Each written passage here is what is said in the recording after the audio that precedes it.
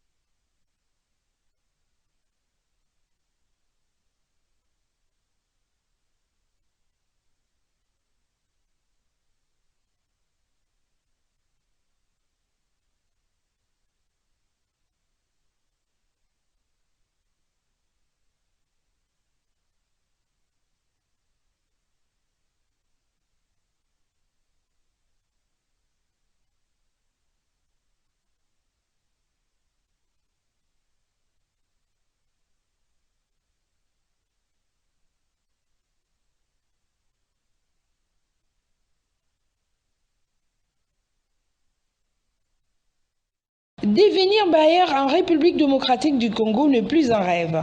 La Cité d'avenir vous offre cette opportunité sur ses différents sites, à savoir Kinkole au bord du fleuve pour un terrain de 20 sur 20 à 14 500 $. Sele Kindobo pour un terrain de 20 sur 20 à 3 500 $. Kinkole VIP pour un terrain de 20 sur 20 à 9 000 $. Maluku Menkaou pour un terrain de 20 sur 20 à 2 500 $. Cité de Motard, Maluku Menkaou, pour un terrain de 20 sur 20 à 1 000 $. Notez bien, le frais d'ouverture des dossiers est fixé à 15 $. Frais panneau, 15 $. Frais bornage, 35 $. La compte est fixée à 15% pour le site de Kinkole au bord du fleuve et le site Kinkole VIP. Les autres sites, le frais d'acompte est à 10%. Attention, attention, les parcelles sont en vente à crédit et pour une échéance de 12 mois. Nous sommes situés au 4256 avenue Caniveau, quartier Beaumarchais, dans la commune de Barumbu. Pour tout contact, appelez au 082 36 90 409 097 580 51 06 082 222 63 21. La Cité d'Avenir, c'est assurer l'avenir de votre famille. Voilà, toutes nos excuses pour ces petits désagréments, voudrais-je dire, vous comprenez que c'est la technique. Des fois, nous avons des petits pépins, et ben ça passe. J'étais en train de dire salutations à vous tous, en train de nous suivre partout, dans la République démocratique du Congo, dans de différentes provinces, les 26 provinces. Je ne peux les citer parce que c'est déjà beaucoup. Je dis aussi salutations à vous tous, en train de nous suivre partout au monde entier, même sur les réseaux sociaux, dans notre chaîne au centre. Trésérie, nous sommes là pour vous servir encore comme nous en avons l'habitude et c'est un débat pour nous de vous servir. Nous sommes là pour vous informer mais également pour vous former. Vous savez que la parole de Dieu est très importante. Il faut avoir la connaissance de Dieu mais également de sa parole pour mieux vivre tous les deux pieds sur terre. Sinon tu seras un pied dans l'eau et un pied sur terre.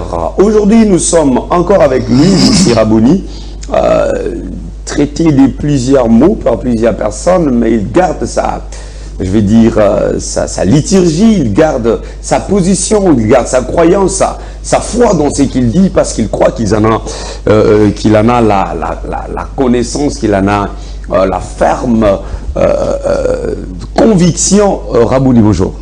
Oui, bonjour les grands journalistes. Le Lotondimi qui est aidé encore Bananzambe pour qu'il avancer pour ne pas que batikala avec ignorance. Toko aider bana nzambe partout baza kolanda biso na monde na thème na biso oyo totie l'ignorance tue. Un ignorant, il est comparable à un aveugle. Nous allons entrer tout à l'heure. Nous allons prendre les thèmes tout à l'heure. Je vais saluer à côté parce qu'il n'est pas seul. Vous avez remarqué sur devant vos écrans, bien sûr. Il y a quelqu'un à mes côtés, un invité. Lui s'appelle Gadol Nsako. Salutations, bonjour. Bonjour, monsieur le journaliste. Bienvenue. On dirait. Oui, non, format ça c'est la première fois. Oui. Voilà, nous croyons que tous les deux, nous allons, tous les deux, vous allez, pas moi, vous allez aider le peuple de Dieu. Nous avons un thème, une thématique très importante, l'ignorance tue. Ça me permet de lire un verset de la Bible qui va bien sûr introduire cette thématique.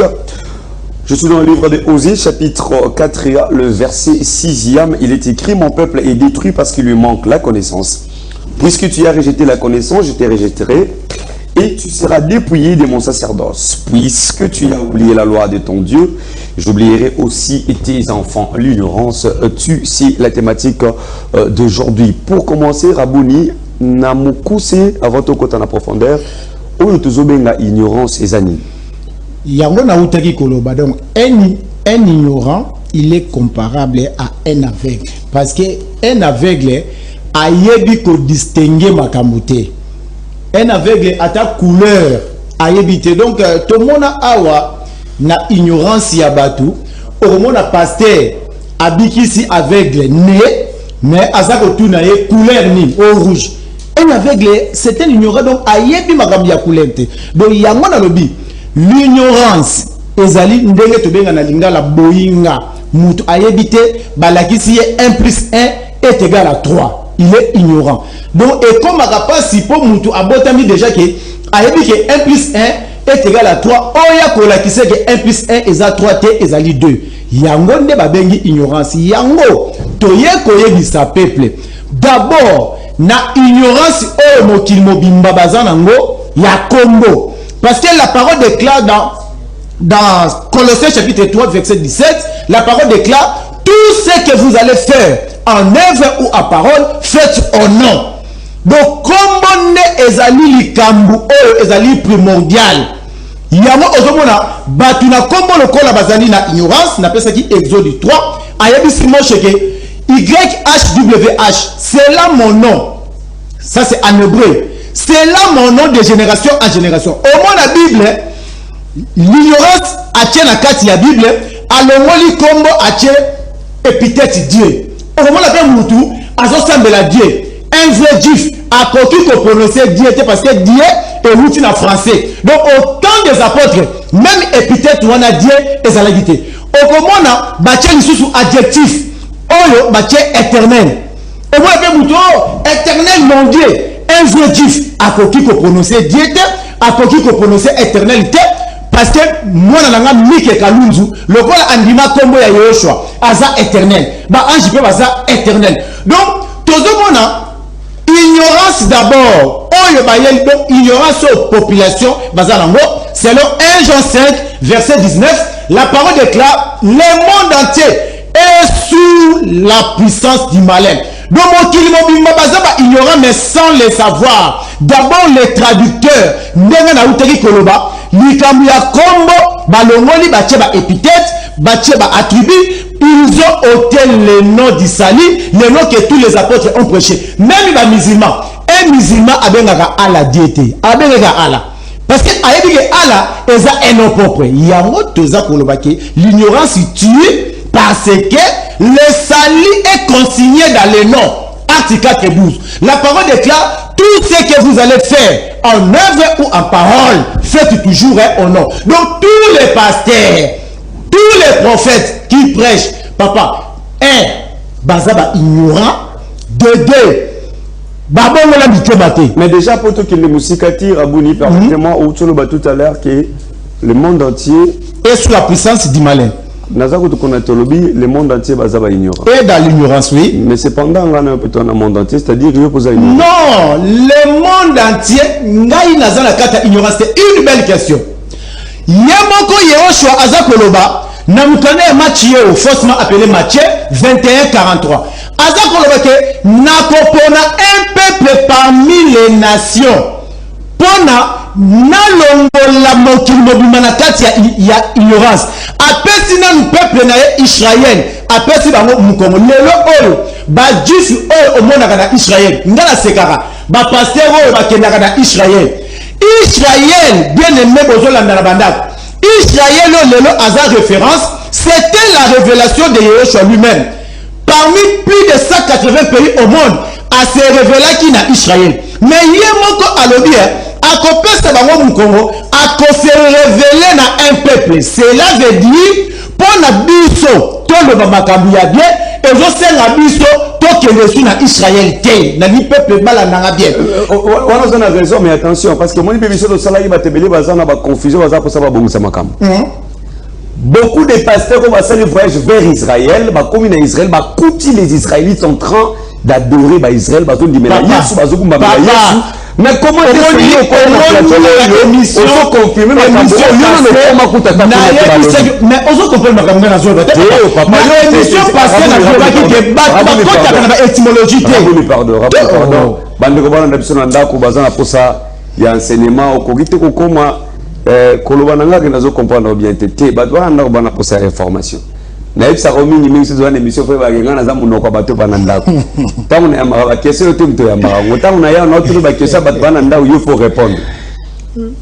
faut répondre bande ko balobi na epsa yo boyi OK yo zolo ba ke na Israël on n'adore pas Dieu baloba komba Yesu te on n'adore pas Jésus ba croyara na yete le rôle nzambe balobi yo kutu apparemment no koma kutu kunate ba pasteur aussi ba koma baza ko affirmer que là-bas le nom de Jésus est adoré. Merci, une belle question. Yango tangu na bandike au comprendre te na lobi boye yemei l'incréé créateur a se révélé qui makamuna na Israël. Yemoko alobi ke aboyi na Israël oyo nzoto ako se révéler makamboka a se révéler kuna ako se révéler yango na Congo. Mais outi koloba ke un vrai israélite nasili kotanga kombo ya Dieu akokite kotanga kombo ya Éternel.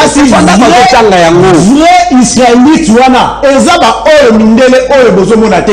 Les vrais israélites ce sont les Ashkénazes. Ozomona autour la prophète Ashkénaz ayemte. Donc les vrais israélites ce sont les peuples noirs. Même la Bible au moins les personnages sur la Bible même Abraham ba vexé Ezali ba Abraham ba David ceux qui osent même 1 Samuel 17:41 na combat Goliath na David abi oh un petit enfant noir de na kati ya Bible donc Israël outi ko bake ba pasteur baza ko bake Rabouni akenda na Israël te Israël oyo eza mindele na ba indien na ba nido eza sangi ça ba vrai juif ce sont les bantous même histoire na biso ya batu mwindu yango ne ba kola yango na Bible na pesa ki même ata ni jardin d'Éden bozu ya jardin na ndenge baza ko bake fleuve et contourna mboka wana bumba au monde même eza Congo yango bazwa histoire il y a peuple noir babamba kuna tant que tozo balikambu ya ignorance papa le carte ya monde ezali est-ce que pona olongwa na Misraïm forcément le Égypte okene na Israël est-ce qu'il faut okata mer bana Israël bavanga na mboka moko babenga ngo Goshen et kangama entre Afrique na Asie à partir de Goshen yango moni toye ko yebisa batu sujet o ya ignorance donc batu baza ko sambela kombo ya Jésus po bakuti kombo ya Jésus déjà l'empereur Grégory Constantin premier pape ya église catholique asi ya longola kombo wana na kati ya Tanakh baye kosa la première traduction ya Bible oyo to bengi la Vulgate balongoli batie kombo ya Jesus euti na grec qui veut dire poisson soki au calculer ndenge déjà na expliquaki et pesaka 666 nazonga na question oyo outaki koloba donc nous Mike Kalundu na Gadol na bato baza ko comprendre toza lisusu na temps ya kokende na Israël oyo ya mboka te po ye moko le créateur aboya bango Romains 11:11 alobi kutu akosisite jalousie bonzo na bandaku Romains chapitre 11 verset 11 mwasi ayokaka jalousie soki bazwe mbanda cela veut dire makambo mobali asalelaka ye akosalela pe mbanda c'est ça donc Israël ba vrai Israël mindele wana te ba vrai Israël place baza ba comprendre que oh mboka au Congo mboka ya promesse le pays entrecoupé par des eaux ndenge mukane Esaïe 18:7 et ça faut pas sa prophétie pour la Congo bango pe ba posséder même parole na biso donc tout ça sur la tina ya okende na Jourdain te to okende soki na kunda ya Jésus. Bien aimé. Merci beaucoup. Tu dois avancer. Tu dois avancer au pays maintenant on a possibilité. Ça non qui m'a toujours poussé. Parce que même temps on se le pasteur qui Israël bakenda qui visite. Non. Bakenda qui connaît na journée te pour ba baptême na journée. Bazwa kana journée. Tu avancer. Tu bomba église Belém na ba avancer. Téléphone des arbres, Bandeko, le numéro est affiché là, plus c'est à 43 89. Le numéro, il y a réseau à 89, je ne vais pas citer les noms, plus c'est à 43 89 80 66 173. Vous pouvez nous écrire message Toroyamba, c'est en direct, je les téléphones devant moi, message Nako Tanga Yango, et puis même sur WhatsApp, vous pouvez nous écrire Torotang, la question d'Abino pour Topé Sarabouni à répondre. Mais tous en nous gadon, lui aussi qui marche avec. Rabouni bazobenga ignorant Rabouni azo comprendre la révélation té d'ailleurs azoloba nzambe a lobaka opesa moko na Israël ma comprendre bien té parce que sous la révélation Israël les anan nos peuples na bonzoto té et puis la carte peuple moi Israël a bonzoto baza séparé il y a ceux qui croient en Dieu ceux qui ne croient pas en Dieu Dieu donnera les deux pas ba on dit mais la yété c'est apparemment Rabouni na ignorance et vous-même na carte assemblée de Yoshua vous êtes dans l'ignorance. Merci pour la parole, messieurs les journalistes. L'Angana côte directement parce que le Rabou d'Amos le coup a déjà introduit. Tant que tu as la ignorance, on a dit c'est l'état de celui qui est ignorant. Donc celui qui doit s'instruire de ce qu'il doit savoir ou de ce qu'il ne connaît pas. Il y a un moment où tant que tu qui est la révélation, qui est la vraie parole, que le monde. Pour nous, il y a le créateur à l'objet que sans tenir compte du temps d'ignorance, sans tenir compte, il y a tant d'ignorance, il annonce maintenant par la bouche de Gadol et de Rabouni la vraie parole pour le moment. Alors, quand Rabouni parle d'Israël, Israël actuel, ok, on va israélien. Mais nous sommes... Israël, les Arawana, ils Arawana, ok. Non, je vais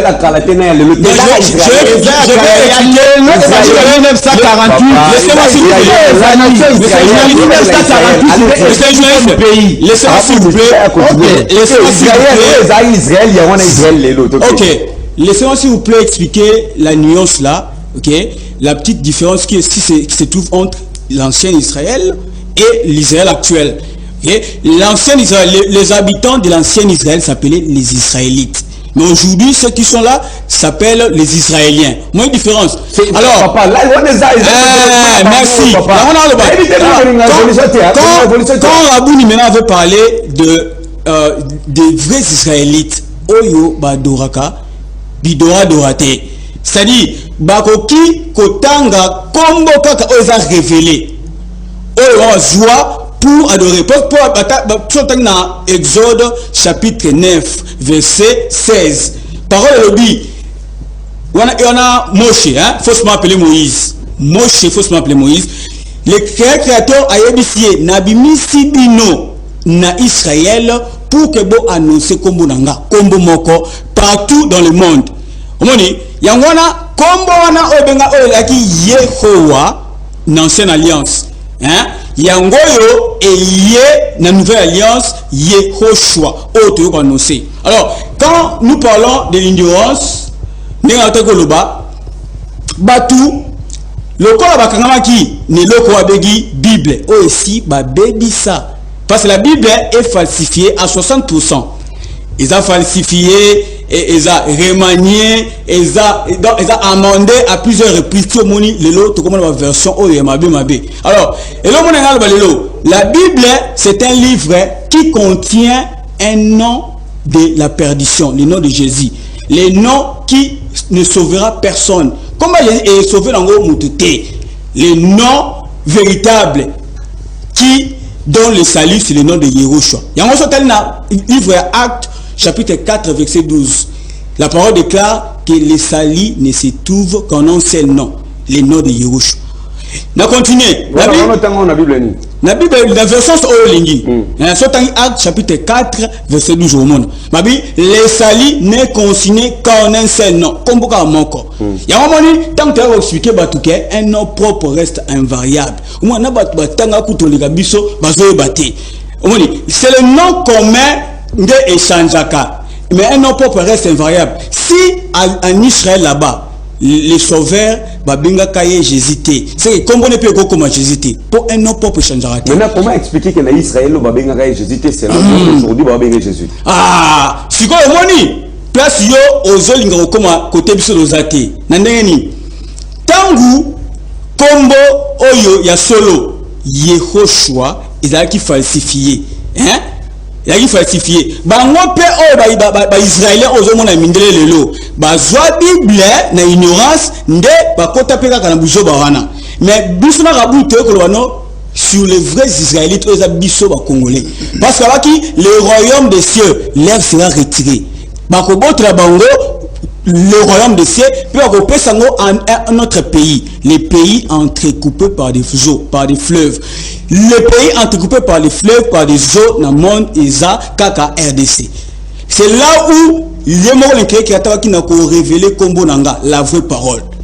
Il y a un moment où on a continué. La Bible, lequel va Makambo, au moins que les autres abrutir batou.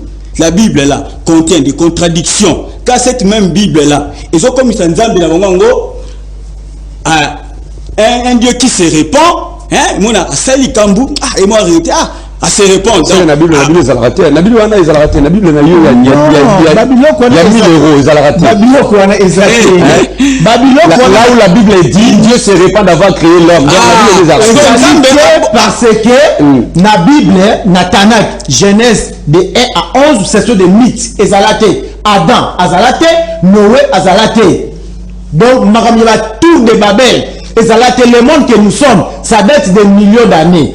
Donc, il y a un maintenant, Adam, ça l'a raté, Bible Bandela. Papa, le anthropologue, va commenter, papa. Anthropologue, attends, le carbone 14, la qui si date ya moto. bazui nene argon batie et la donc batu ya mayele bazak donc kolanda le monde évolué même quand la carte Bible balobi que Josué a telmisaki moi babomi Galilée na église catholique à cause il y a que Galilée alobi que la terre moi c'est la terre qui tourne autour du soleil. À Galilée, raison déjà basi babomaki. Donc déjà na ignorance, ça c'est l'église catholique. Il y a mot toza koloba. Quand vous battuaza kobenga même Jésus Christ de Nazareth. Est-ce que moi kawana nashrat?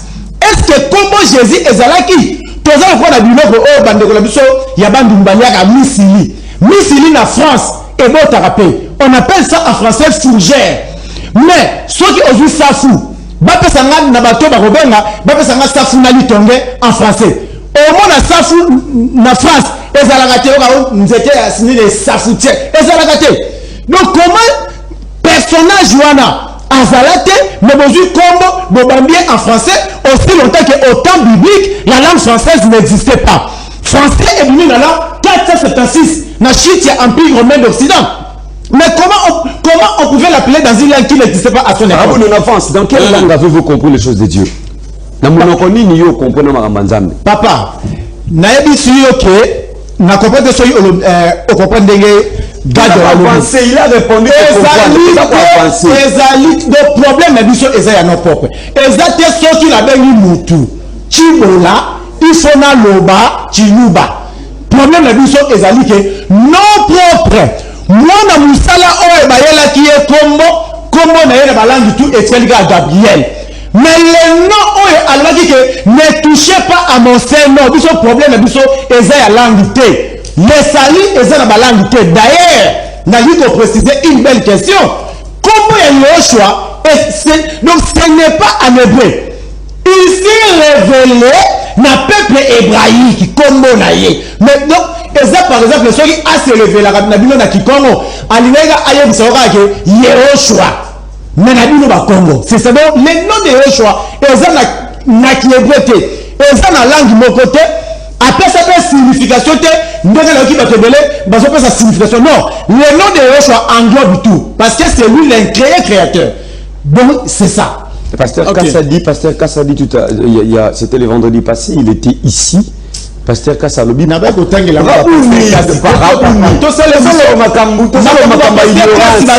sont les ignorants. C'est un ignorant.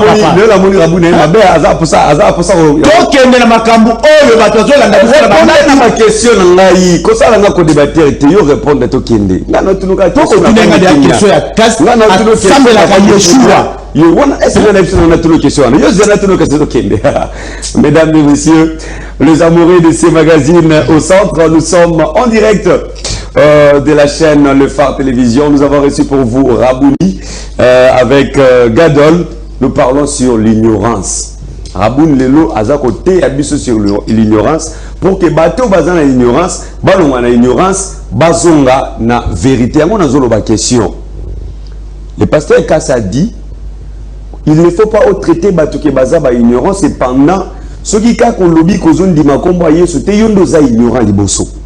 Croyez-vous que lokola muto roza la peta mususu eza loko moko na no yebite o ekoko yeba lobi pour faire comprendre yo que Jésus-Christ c'est lui le Dieu ou encore batu nyonso bazone di melangonde baza déjà na ignorance pour toujours. Papa eloko pasteur Kass alobi na ko limbi so na makamnyos.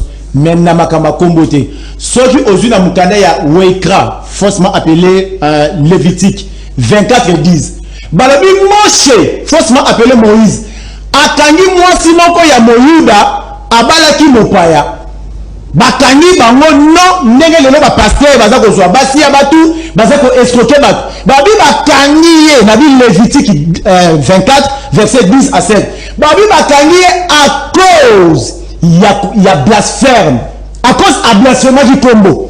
Donc na ko yiko ligne so na bakamunyo so papa na combo te babi bakangi et puis Moshe a tourné owa abi na batu oyo ba blasphème combo na yo na sala na bango nini yo kanene parole eza kolba na Lévitique 24:10 babi bo azala étranger azala bene Israël celui qui blasphémera le nom de Yehoshua sera puni de mort. Il y a même pasteur Casse, tous les pasteurs, Batambolaka, Bazasoba ba immeuble, Basi ba Koufa, pour Basi ba se kata. La vérité à Combo, il y a Yehoshua. Rabou va nous expliquer un verset que je vais lire tout à l'heure, Jean chapitre 14, verset 9, la Bible dit, Jésus lui dit, il y a si longtemps que je suis avec vous et tu ne m'as pas connu, Philippe.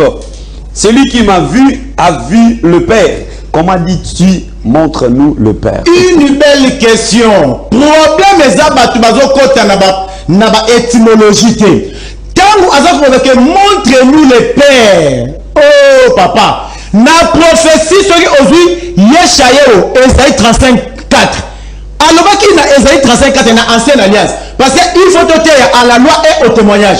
À la loi alors qui dit que à côté fils naï abi je viendrai moi-même Yehoshua. C'est comme et comme sous ma père na fils. Ni kamba père na fils et continue à concile de Nicée. Na la 312, j'avais déjà expliqué ça ici, il y avait 1800 évêques. Na deux orateurs principaux, Arius côté ba grec, Athanas côté ya ba romain, baye ko traiter makambi ya batu ya Bible, ne baye ko tia soit-disant la Sainte Trinité. Batie Nzambe tata, Nzambe mwana, Nzambe molimo. Garde le coup albara. On ne peut pas dire le père et le fils sans impliquer la maman. Il faut bien Nzambe maman, il y a un homologue catholique, zela papa. Il y a un homologue catholique, baye ko baksana maman. Il y a un verset au Persi à Jean 14. Et ça verset parmi thèmes tous il y a ignorance. On a un verset il y a ignorant parce que Makamba père montre-nous le père.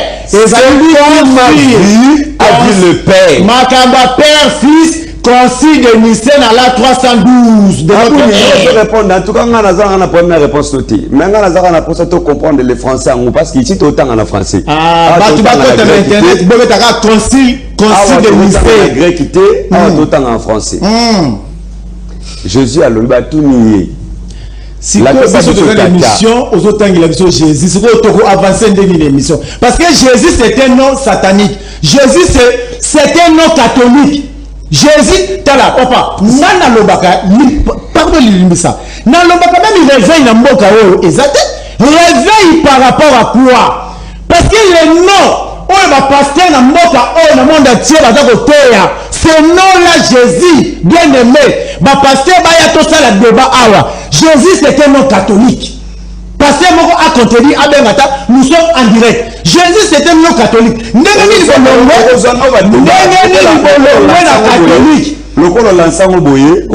Merci. Question simple. Jésus selon ces versets il veut faire voir à Philippe que c'est lui le Père. Non. Makambouane zali concile de Nicée. Makambouane là, n'albazé Dieu montre-nous Yehoshua. Papa, Deutéronome 6:4. Et le but chez Israël, Yehowa, et Akak. Mokeli Azalaka Moko. Azala Makamba Père, Fils, Saint-Esprit. Même Makamba Saint-Esprit. Et ça m'a comme il y a concile. Le Saint-Esprit là n'existe pas. Moi-même comme je suis ici, je suis le Saint-Esprit parce que nous avons un combo. Oh, ezali mo santu na basantu. La parole du Seigneur dit le péché contre l'Esprit Saint. Oh. Mais là, vous comprenez, vous dites, n'a n'a pas God. N'a pas parce que la monnaie se comprend. Ok. Le péché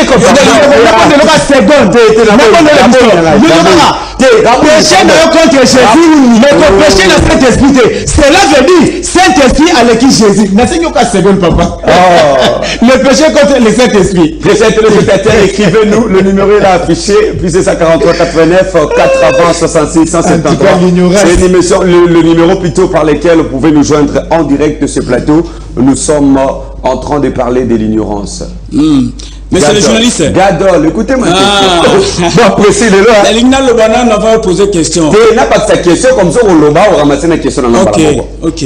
Voyez-vous pas que Rabouni a blasphémé même contre le Saint-Esprit, c'est prendre pour le Saint-Esprit qui est de Molimo Santo. Ok, merci encore une fois pour la parole. Ngana le baboué. Tangu tozobeta CTA wake à la fois na kondima obno zaranango hein, ajouter la connaissance. Hein? Tangu ozala kodima, faut la peine connaissance, ozala peine boyeba, olukape oyeba. Ndo ate koyeba ezala ba lolenge belé. Hein? Lelo internet, c'est makambe comme belé o ko sa ke bayeba. Ba tunde mabe saka ka basaka bandimi. Ba ndima ono so kuta na Bible. Omoni, ya on va vu tant la chose que makambu ya ba Dieu le Père, Dieu le Fils, Dieu le Saint-Esprit. Ezalakate, ezamakambo bacha na concile de Nicée. Le concile de Nicée là à Rome, c'était une convention.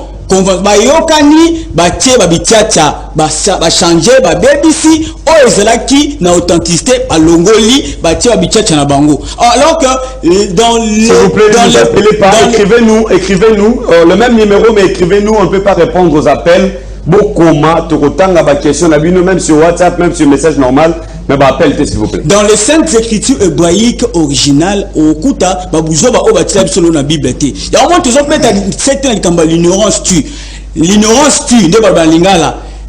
Kozanga koyeba ezaliwa liwa ya mobimba ya ndambo zakadi ba kosato kozanga koyeba ezaliwa ndambo yango moni eloko na lobby que l'ignorance oyo so batu ba okombokotina ngo c'est pour la mort éternelle. Or celui qui va opter pour la connaissance de la vraie vérité qui est au choix à cause la vie éternelle. Yango moni na tout na ba question moko et j'en ai au moins 3 ou 4 questions. Na tuna na bato ba bibengaka ba prophète des nations sur banane. Na bato kaka balanda pe mamba nzambe na bango. Na tuna boye. Mula oyo ya déluge oyo betaka.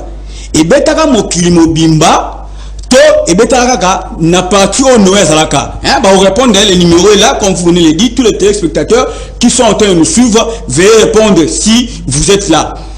Deuxième question, na tuna boye. Les grands poissons va comme la biso na histoire ya Jonas, les grands poissons. Ba prophète, ba me gana ko biso, il s'agissait de quel poisson? Il a qui poisson nini amune aku omela mutu, mutavani 3 jours de pas bimi. Ya misa tout, question misa tanga tuna, est-ce que na maswa o Noé tongaka akotsa ba nyama nyonso? Est-ce que okapipe azalaka? Wana troisième question. Quatrième question, on a tout au moins 4. Je vous ai dit, j'en ai au moins 4. Il y a ce que ça bouge. Kolandela le lenge va comment la Bible, hein? Na Matthieu 1:18, Jean 19:25. Ba préciser babi Marie la mère de Jésus. So quel sous na Marc 1:1, Marc 3:11 valobi Jésus fils de Dieu. Dans ce qu'on a tout na. So qui Jésus aza mwana ya Nzambe. Quand on peut préciser que Marie est maman, jusqu'au Marie Azana ni Nzambe. On répond à Bissol, comme vous venez de dire que le numéro est là. Alors nous continuons pour dire que l'ignorance tue et bomaka. Bato bakoye ba yero choate, bakosela yero choate, ils seront anéantis. Nous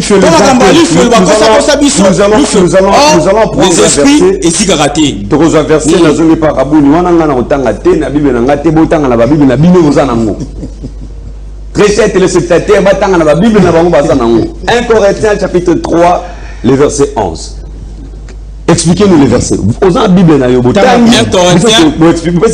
Verset. 1 Corinthiens 3, 11. Tu évites. Question. Ok. Au moins 5 questions de Kitia.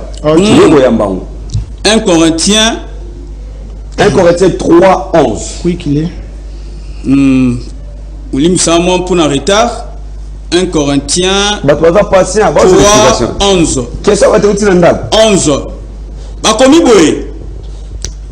Car personne ne peut poser un autre fondement que celui qui a été posé, savoir Yehoshua.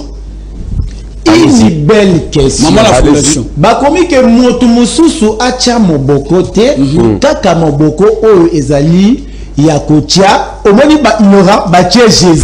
Siko mutu tangu akuti ke fondement mususu te ezaka ka Jésus, mais abosani ke na Bible nyonso na première page bakoma la Sainte Bible traduite d'après les textes originaux hébreux et grecs. Est-ce que en hébreu, ce nom-là, Jésus existait. Dans la place où Jésus, c'était Yehoshua. Donc, personne ne peut poser. Papa, Moutou Azo Makambo, Ezalaki Shaou.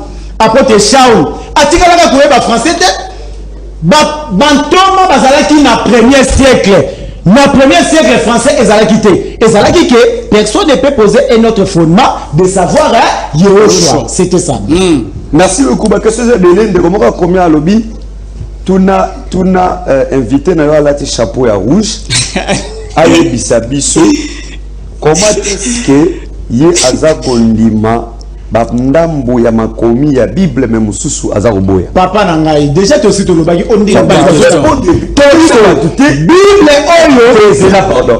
Au moins tant que ça l'émission ba na ndako bana posa lumière. Mutu sazo lando le temps ça landa jote lobby. Ya monio na TV ayoki mambolobi atuni question. Répondre yeso kaza na bolili akota na lumière. Ça va, une belle question toujours. Nalika na répondre na ba version biblique. Ce qui a vu version biblique, il y a 8 secondes où ils ont répandu dans le monde entier. Au monde Ezakakana 66 livres. Ce qui a vu Bible, il y a Tob, a vu Bible de Jérusalem, ils en a 72. Mangoyoso pour le molate, Tobakisate. Donc c'est pour cela, voilà nom de 1, de 2. C'est pour cela que Toza Kolongola Bamakamususu, au monde à 8 secondes a commis. Par exemple, Matthieu 17, 21.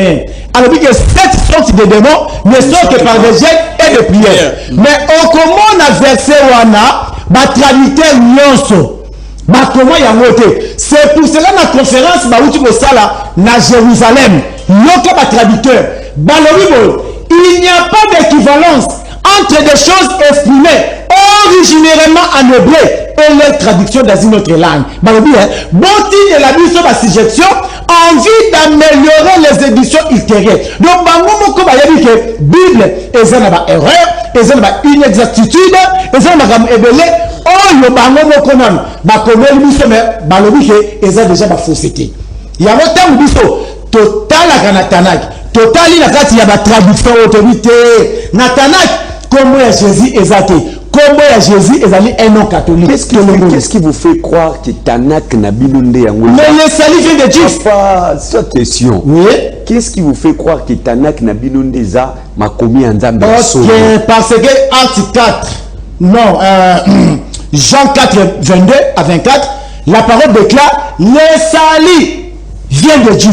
Donc, il y a vraie spiritualité, et ça m'a bisoté et comme il est à biso bon beaucoup disent qu'on n'est ni zone de maté ba juif au bazar en Israël mais ba zone de maquette c'est Dieu historiquement ba vrai juif et ça mindelete ba juif bazar ma noir ba vrai juif ba bengi bango ba sabra ba ashenaz ba falasha ba tumwindu juif mindele azarate o tala lelo soki oke na Afrique du Sud au monde na ba sud africain sou baza mindele na gende na frontière moko na Angola na Songaman oh na moni policier moko ya Angola mindele oh l'effet à métissage ya ngone et salabongo donc papa on tout la qui dadon eloko moko olobi Israël ya Bible ezakaka oh papa ya moto zoloba ozomona ba pasteur bazolinga kokota na buhanya te donc un ignorant alinga kokota na connaissance te un ignorant ayebi te que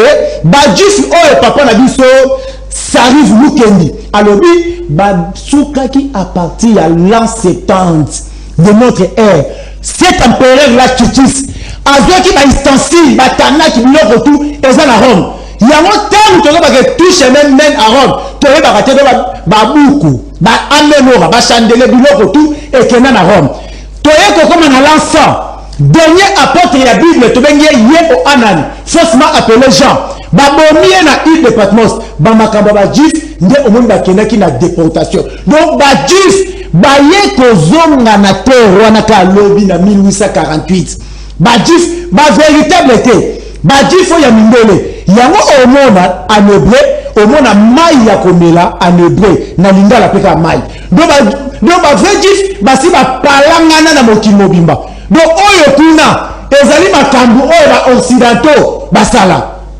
bomi tungisa komi tungisa je suis sur WhatsApp un message qui vient de nous parvenir bien que ça a comboté ndeko journaliste batina ba kombo parce que na règle ya média na règle média za bongo batia ba kombo rabundi aliko santanga média ndenge na télévision on a la kisi a tché comboté yango na l'action mais donc c'est dommage là ils a ce qui fantôme ce qui yango na l'action pe ndeko yo za journaliste oté yanga ke na règle ya média il faut attendre quoi commis to okipe ko tanga donc pour répondre rabu na zo banga ba question papa boko mabotinda rabu na zo banga ba question a dit que fara via émission prochaine aux ala na muto ya ko kata msusu ko faire face à la comme qui m'a question soku dia bata msiko zo ki maboya bata pembe rabu ni répondre à la question papa komi tungisa mingi te ozongisa muto esi abunga na nzela po alingi na ye kozonga na nzela te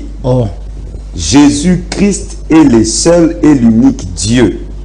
Makambazo loba ayebi yango te o eza manifestation ya Antéchrist. Une belle question.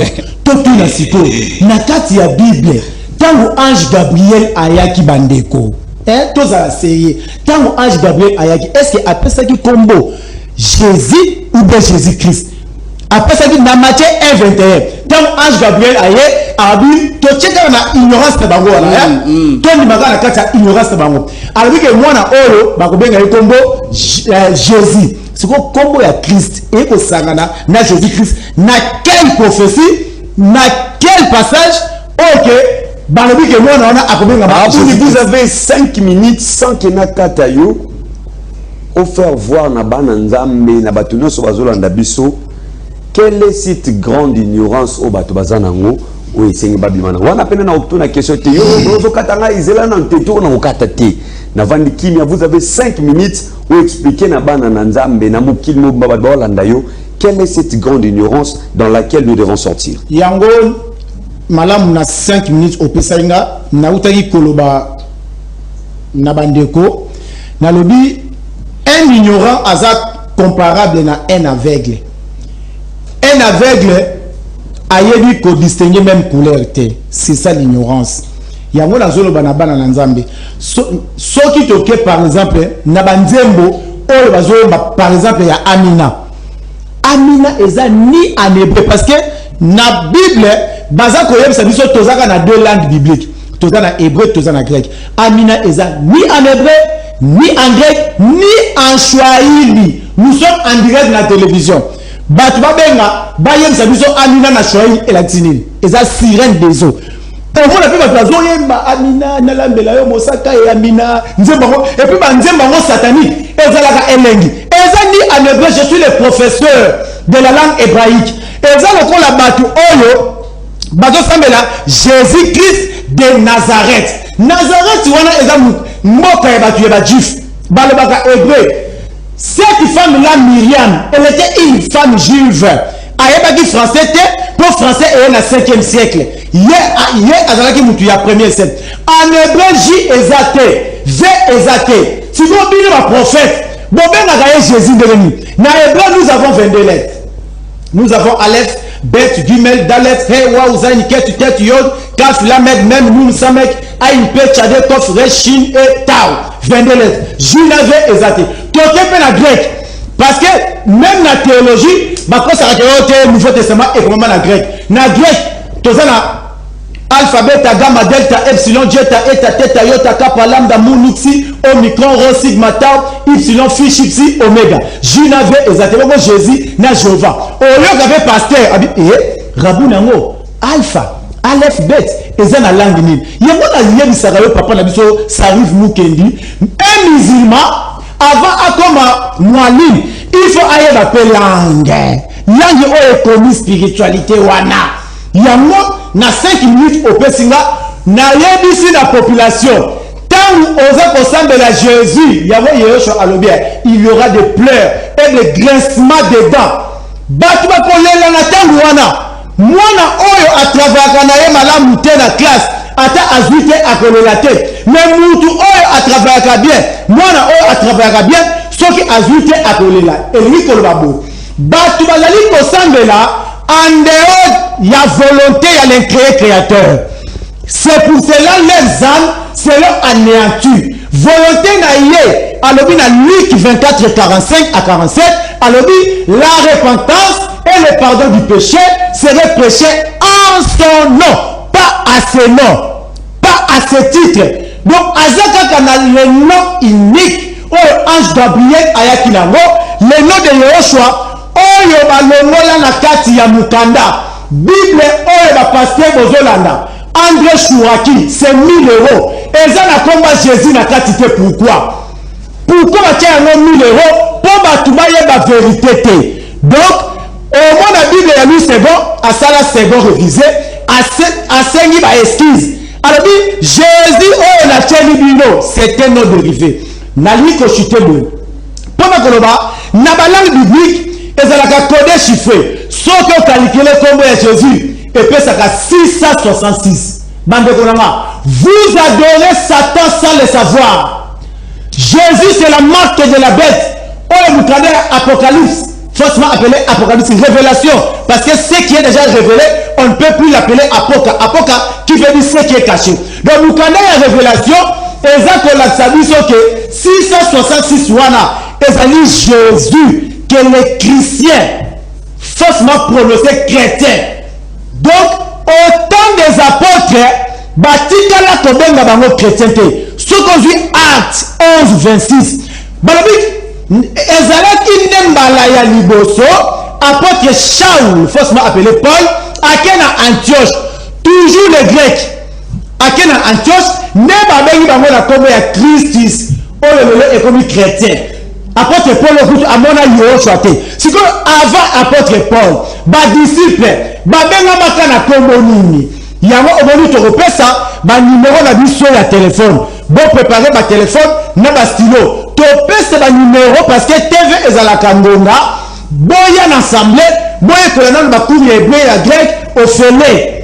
Et puis ba miracle nyoso et salama la Bible et salama kana kombo ya Yehoshua. Merci beaucoup Rabouni. Tokosonga pas Gadol pour te PCP quelques minutes à expliquer c'est quoi l'ignorance au Bananzambe mukilumba foba bimanango mais avant na mukuse yo lo baramo belé na mukuse ozo répondre à des questions de quoi tindi photo tanga rapport ba continuer à kotinda et ça malamu mingi de quoi commis. Bonjour journaliste, c'est Chris depuis quelque part. Tout le langai papa ya chapeau ya rouge. Question à liboso. Bango na secte na bango. Batiaka dim ou pas. Deuxième question. Est-ce que pour na kobengana milimu mabe, il faut kobengana na kombo nini? Merci beaucoup. D'abord, ignorance. Tango abengi na secte na bango. Akota na dictionnaire na ye. Moseta en grec. Qui veut dire séparer. Donc, l'église se tondi la Kinshasa, bangonde baza ba secte, bangonde ba se séparer la vérité. La vérité authentique, il y a l'apôtre. Donc, biso toza ba secte, biso toza ba original. Donc, yango biso le roi toza ba secte. Tout le monde dit que aucun apôtre, après ça verset, apôtre oyo asenga ki dîme. Et puis, à Deutéronome 14, verset 22 à 29, dit, Mono ezalaki na verset ona, mais dit ezalaki biloko ya bilanga, oyo nganga, azalaki koyeka une partie mâchoire et pas na estomac, parce que c'était significatif. Mâchoire et pas nganga, on reçoit sagesse, épaule et pas nganga, il faut amener ma charge, estomac, nganga avant aloba, estomac de eboyaka. Nde e dispatchaka biloko ya malamu ekero na makila ba misusu ebwaki yango na bisika secret. C'est ça biloko nganga. Mais exactement lelo olo yo ngana kozona dini ndenge ni parce que dini et pesemela ka na tribu moko ya lewi. Bazwa dini yo oza muluba, passer muluba. Yo za mongo, mbunda, muyaka.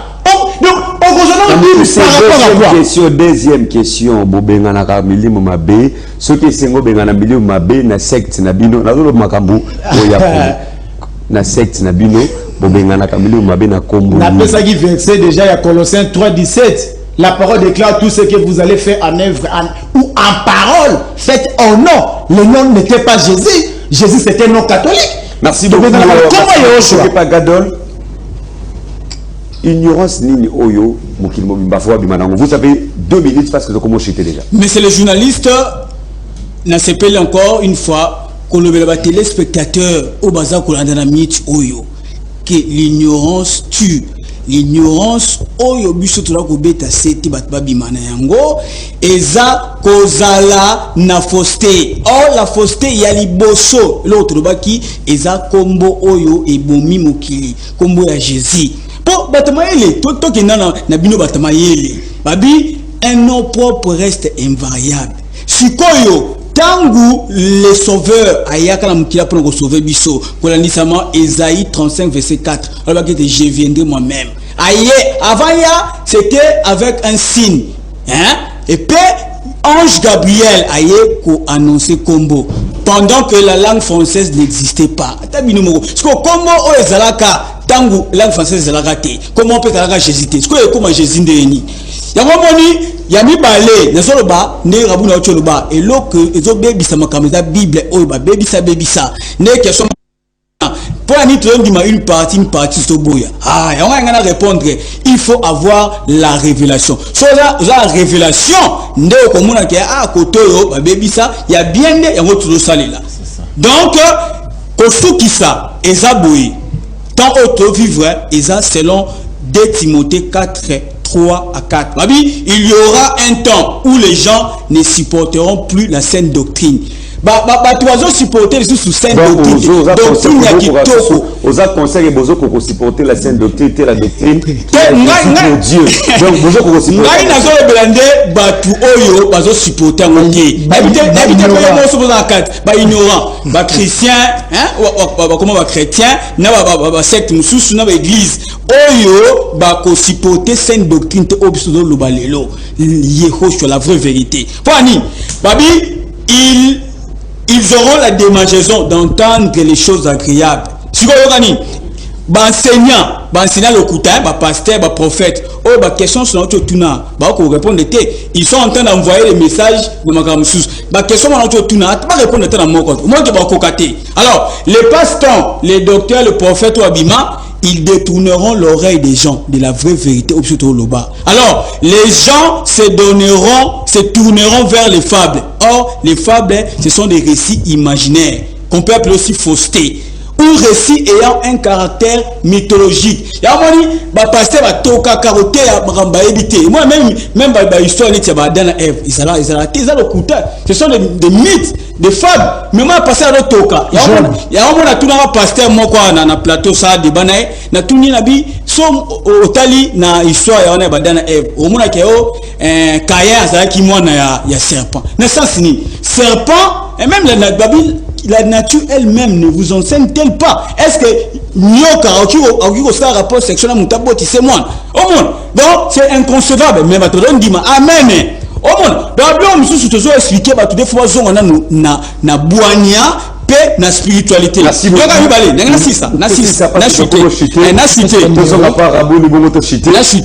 Donc Batou, Baye, Baker, ils sont dans l'ignorance. Nyoka, Abandolia poussière. Yanga tu n'es pasteur, est-ce que Nyoka il y a la poussière? Toi tu as qui tout bord. Pasteur Ado non, à cause d'un contact na poussière. T'es déjà.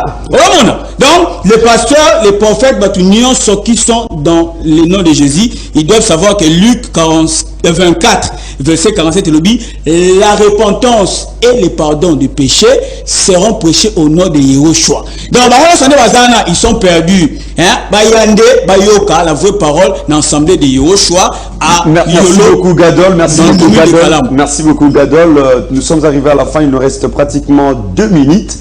Vous allez prendre 1 minute, Rabouni, pour la conclusion et directement on peut s'habiller sur ma coordonnée. Ici, l'église est là, numéro pour nous rejoindre. Oui, merci. Tout le monde ça numéro, il y a téléphone. Nabato, tout besoin d'avoir problème, aux a maladie incurable, aux a problème moko. Oyo olingi solution na kombo ya Yehoshua. Tokota na yo na mabondeli na véritable nom. Ndenge na uti kolobaki ba miracle nyonso bomona. Il y a vrai et salama na kombo ya Yehoshua pour ça taper à ça la miracle ça va oyo bobenga bozo zwande miracle ya vrai na problème tout aux alango na foyer na yo na musala na yo obengi biso na 089 eza numéro ya WhatsApp 089 60 70 529. Je reprends pour la meilleure audition 089 60 70 529. Ensemble la biso ezali na commune ya Kalamu. To adoraka chaque dimanche de 9h à 12h. Tozali na Capella D na avenue Linja numéro 2. Donc ceux qui oye na 9h to bandaka na cours ya hébreu, grec, araméen après to koti na adoration puis na ba enseignement mususu. Ensemble mususu tozana en face ya aéroport ya Njili. Kuna to adoraka de 12h à 15h seulement le dimanche. Vraiment ceux qui au koti na quand on est na kanseta okiti na ari mama pichuna au bengi biso na ba numéro oyo okuta ensemble ezapona. Voilà, merci beaucoup. Un mot pour te chiter. Na propose appelé papa Delphin Kasongo, journaliste ya Mutema Mala. C'est pas un problème, tu es comme le super un mot. Merci beaucoup encore une fois pour la parole, monsieur le journaliste. J'aimerais dire aux gens que Ngonge Beti oyo batufo ba vérité parce que beaucoup ont une intelligence obscurcie, étant étrangers à la vraie spiritualité à cause de l'ignorance qui est en est. Oyo tozoloba et à cause de l'endurcissement du cœur. Même pasteur ils sont dans la fausseté. Mais le gars Jacob na bango balé la mbongo parce que Jésus c'est un nom.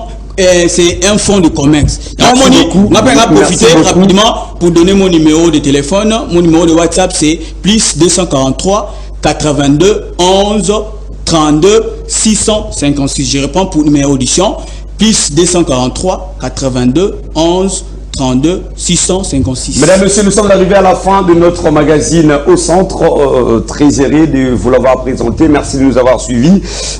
Vous avez, chacun de vous a pris sa part. Chacun de vous a pris sa part. Ceux qui pensent qu'ils peuvent appeler, vous avez des numéros et on va se retrouver très prochainement. J'aimerais